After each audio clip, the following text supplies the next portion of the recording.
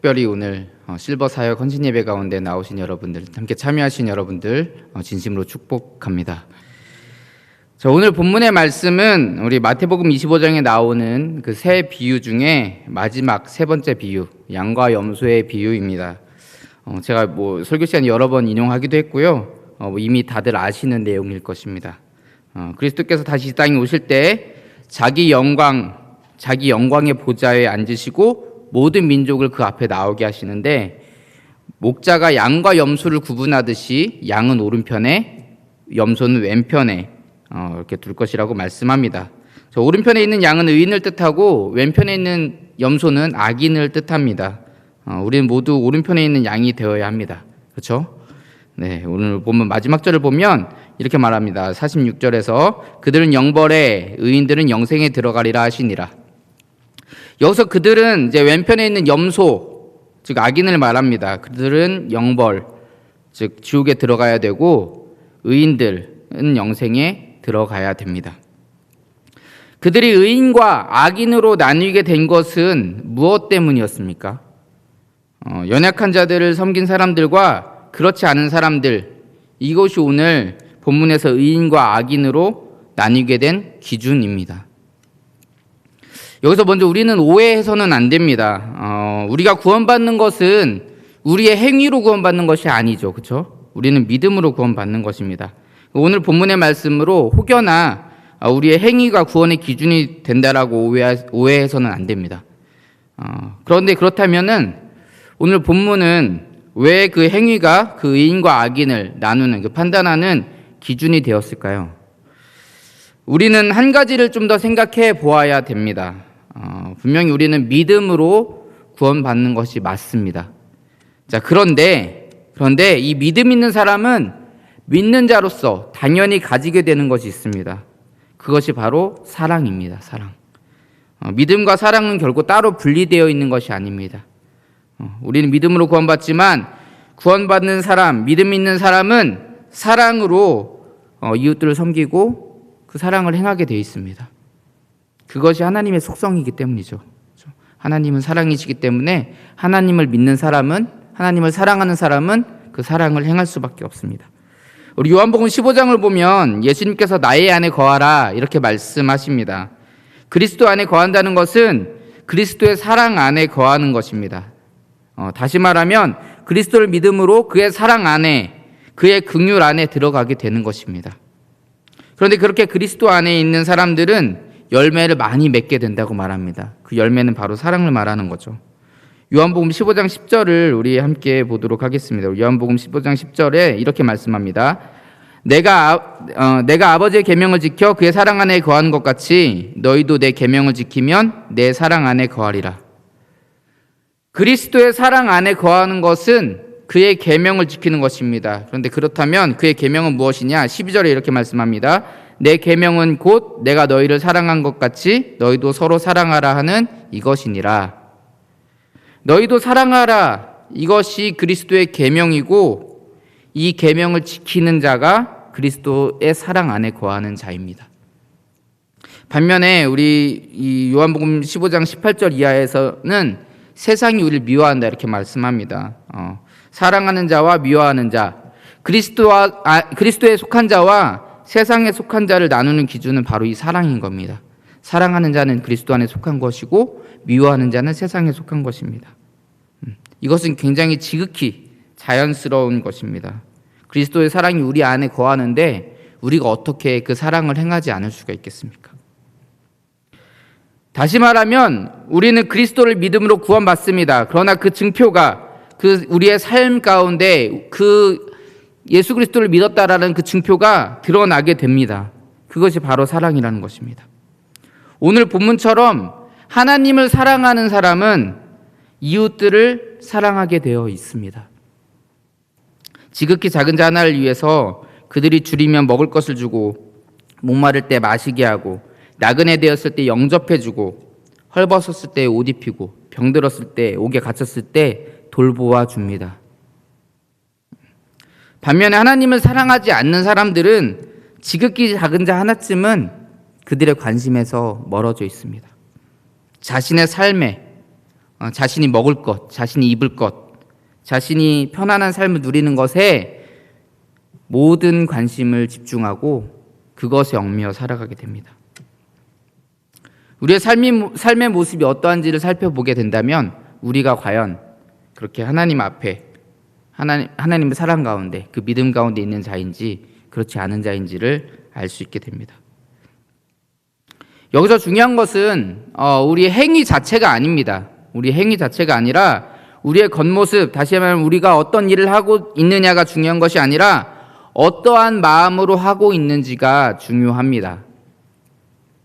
우리가 그리스도 안에 거함으로 그의 사랑이 우리 마음에 부음받아서 그 사랑으로 섬기는 섬김이 되어야 한다는 얘기입니다. 그래서 오늘은 특별히 우리 실버사역 헌신 예배를 맞이해서 우리의 섬김의 자세가 어떠해야 하는지에 대해서 좀 살펴보려고 합니다. 먼저 우리는 우리의 섬김의 대상이 누구인지를 좀 생각해 보아야 됩니다. 오늘 본문에서는 예수님이 이렇게 말씀하시죠. 섬김의 대상에 대해서 줄인 자, 목마른 자, 나그네 된 자, 헐벗은 자, 병든 자, 옥에 갇힌 자, 지극히 작은 자라고 표현하죠. 그런 측면에서 우리가 하는 이 실버 사역은 아주 의미 있는 사역이라고 할 수 있습니다. 수많은 세월들을 자녀들을 위해서 또 교회를 위해서 또 나라를 위해서 헌신했던 그 많은 이 실버 세대 여러분들, 그래서 그렇게 막 또 섬기다 보니까 이제는 또 이제 세월도 많이 흐르고 하다 보니까 여기저기 병든 곳도 있고 아픈 곳도 있고, 그래서 막 교회 오는 것조차도 굉장히 힘에 겨워 하시는 분들, 육체적으로나 심적으로나 어려움 속에 있는 그 어르신들을 찾아뵙고 그들을 위로하고 그들을 위한 어떤 프로그램들을 준비하고 하는 것들은 아주 중요한 사역입니다. 그리고 우리가 꼭 해야 될 것이죠. 오늘 본문은 그렇게 고통과 어려움 속에 있는 우리의 지체들을 돌보는 것이 하나님께 한 것이라고 말씀하고 있습니다. 그런데 이 지극히 작은 자 하나에게 한 것이 곧 나를 위해 한 것이다 라는 이 말을 조금 바꿔서 말하면, 우리는 지극히 작은 자 하나를 돌보는 것이 하나님께 하는 일이다라는 것을 우리는 기억해야 됩니다. 우리는 우리의 지체를 섬길 때 하나님을 섬기는 자세로 섬겨야 된다라는 말이죠. 하나님을 섬기는 자세로 우리 지체들을 섬겨야 됩니다. 내가 좀 이만큼 가지고 있고 내가 조금 더 몸이 건강하고 그러니까 내가 좀 도와줄게, 이런 마음으로 섬기는 것이 아니라 하나님께 하는 마음으로 정말 지극히 겸손히 진심으로 그분들을 공경하는 마음으로 섬겨야 합니다. 이것이 우리가 실버 사역을 감당하면서 가져야 할 자세인 것입니다. 또 한 가지 우리가 기억해야 할 것은 이 사역들을 감당함에 있어서 감사하는 마음으로 해야 한다라는 것입니다. 혹여나 우리가 하기 싫은데 억지로 하는 마음을 가지고 있진 않은지 우리의 마음을 점검해 볼 필요가 있습니다. 물론 이것은 단지 실버 사역에만 해당되는 얘기는 아니죠. 교회 안의 모든 사역들이 다 그래야 합니다. 이런 말이 있습니다. 천재는 절대 노력하는 사람을 이길 수 없고, 노력하는 사람은 죽을 힘을 다해 일하는 사람을 이길 수 없고, 죽을 힘을 다하는 사람은 즐기는 사람을 이길 수 없다라는 말이 있습니다. 아무리 죽을 힘을 다해 노력하는 사람도 즐기는 사람을 이길 수가 없습니다. 교회 사역도 마찬가지입니다. 저는 우리 교회 사역들을 즐거운 마음으로, 정말 감사하는 마음으로 감당하는 것이 옳다고 생각합니다. 우리가 억지로 일하게 되면은 처음에는 모를 수 있어요. 처음에는 모를 수 있지만 결국은 그 마음이 다 드러납니다. 내가 그렇게 억지로 하는 것을 다른 사람들은 다 모르겠지라고 생각할 수 있지만 주변에서 다 알고 있어요. 내가 억지로 일하면 그 티가 다 납니다. 청년들 중에 가끔 저에게 이제 목사님은 왜 목사님이 되셨어요? 이렇게 물어보는 지체들이 좀 있어요. 제가 어렸을 때 이제 고등학생 정도 되었을 때 저희 어머니가 저한테 항상 그러셨습니다. 너는 목사가 돼야 돼. 넌 목사가 돼야 돼. 그러셨어요. 저는 아니에요. 아니요. 저는 싫어요. 그렇게 얘기를 했었죠. 절대 이제 안 하겠다고 했습니다. 근데 제가 이제 군대에 갔을 때 군대에서 하나님을 굉장히 뜨겁게 만났거든요. 이제 갈급해지니까 하나님을 찾게 되더라고요. 그래서 군대에서 이제 하나님을 좀 뜨겁게 만났는데, 이제 군대에 전역하고 나서 이제 전역하고 나서 이제 다시 이제 사회로 들어왔는데, 교회에서 이제 신앙생활을 하다 보니까 교회에서 같이 말씀 나누는 게 즐거워요. 그리고 교회에서 같이 교제하는 게 즐겁습니다. 그리고 기도하다 보면 내 마음속의 어려움과 또 그 근심들이 있을 때 평안해지는 것을 많이 느꼈습니다. 근데 그런 삶을 살다 보니까 문득 그런 생각이 들더라고요. 아, 내가 다른 어떤 세상 일들 다 이제 신경 쓰지 않고 진짜 하나님 일만 생각하면서 살아가면 참 행복하겠다, 이런 생각이 들더라고요. 네. 그래서 제가 물론 이제 좀 많은 먼 길을 쭉 돌아오긴 했지만 결국 이렇게 다른 일들 생각하지 않고 하나님의 일들, 하나님의 사역들만 생각하면 되는 그런 목사의 자리에 오게 되었습니다. 저는 청년들에게 그렇게 얘기합니다. 교회는 재밌는 곳이 돼야 된다, 이런 얘기를 많이 합니다. 물론 교회가 놀자판이 되자, 이런 얘기는 아닙니다. 교회가 놀자판이 되자라는 얘기가 아니라 교회 안에서 말씀을 보고 서로 그 말씀을 나누는 것이 즐거워야 됩니다. 재밌어야 됩니다. 말씀을 보는 것이 그게 의무가 아니라 막 억지로 힘든데 막 억지로 봐야 되는 것이 아니라 즐거워서 기쁨으로 봐야 된다라는 거죠. 우리가 기도하는 것이 즐거워야 하고요, 교제하는 것이 즐거워야 됩니다. 그렇게 기쁜 마음으로, 감사하는 마음으로 우리는 또 사역도 감당해야 되는 겁니다. 기쁜 마음으로, 그렇게 감사하는 마음으로 감당하는 그 사역들 위에 하나님의 은혜가 넘쳐나게 됩니다. 그런 사역은 절대 실패할 수가 없습니다. 이 즐거운 마음으로 또 감사하는 마음으로 사역을 감당하는 것은 단지 사역의 성공을 위해서만은 아닙니다. 이 즐거운 마음, 감사하는 마음을 품었다라는 것은 내가 하나님의 사랑을 받은 자임을 인식하고 있다라는 것입니다. 기억하고 있다라는 것이죠. 내가 하나님께 은혜를 입었음을 기뻐하면서 즐거운 마음으로 하는 헌신이 복된 것입니다. 우리 고린도후서 9장 7절을 같이 한번 좀 찾아보도록 하겠습니다. 고린도후서 9장 7절. 고린도후서 9장 7절. 네, 우리 앞에도 띄어졌으니까 우리 같이 한번 읽어보도록 하겠습니다. 같이 읽겠습니다. 시작. 각각 그 마음에 정한 대로 할 것이요 인색함으로나 억지로 하지 말지니 하나님은 즐겨내는 자를 사랑하시느니라. 자, 이 말씀은 연보에 관한 말씀입니다. 연보에 관한 말씀이지만 우리 헌신에도 동일하게 적용할 수 있습니다. 인색함으로나 억지로 하지 않아야 됩니다. 우리는 우리의 시간과 물질, 우리의 헌신을 하나님께 드리는 것에 있어서 즐겨해야 됩니다. 즐거워해야 됩니다. 그런 자들 하나님께서 사랑하십니다. 자, 그리고 우리가 이런 헌신에 있어서 마지막으로 생각해 볼 것이 우리가 방금 읽었던 그 고린도후서 9장 7절 바로 밑에 있는 우리 8절에 나옵니다. 우리 좀 같이 또 읽어보도록 할게요. 우리 고린도후서 9장 8절 말씀. 자, 하나님이 시작. 하나님이 능히 모든 은혜를 너희에게 넘치게 하시나니 이는 너희로 모든 일에 항상 모든 것이 넉넉하여 모든 착한 일을 넘치게 하려 하심이라. 아멘. 하나님께서 하고자 하시는 이에게, 하고자 하는 자에게 은혜를 넘치게 하셔서 그 일을 감당하게 하십니다. 항상 모든 것이 넉넉하여 모든 착한 일을 넘치게 하신다, 이렇게 말씀합니다. 우리는 우리의 힘으로, 내 힘으로 사역을 감당하는 것이 아니라 하나님께서 공급해 주시는 사랑으로, 그 은혜로, 그 능력으로 감당해야 합니다. 우리가 이제 흔히 번아웃 됐다 막 이런 얘기들 하죠. 완전히 탈진했다 이런 뜻인데, 왜 우리가 번아웃이 되고 탈진하게 되느냐면 공급받는 것이 없이 계속해서 쓰기 때문에 우리가 탈진하게 되는 거예요. 우리는 우리에게 맡겨진 사역들을 감당할 때 하나님께서 우리에게 주시는, 공급해 주시는 그 사랑을, 그 은혜를 충분히 공급받아야 우리는 그렇게 탈진하지 않고 계속해서 사역을 이어나갈 수 있습니다.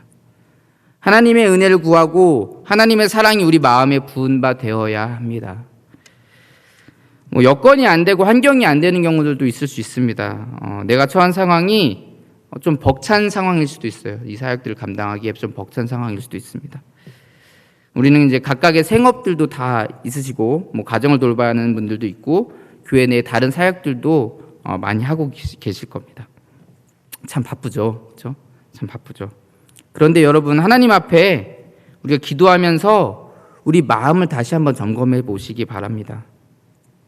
하나님 앞에 즐거운 마음으로 헌신하기를 작정하면 하나님께서 은혜를 부어 주십니다.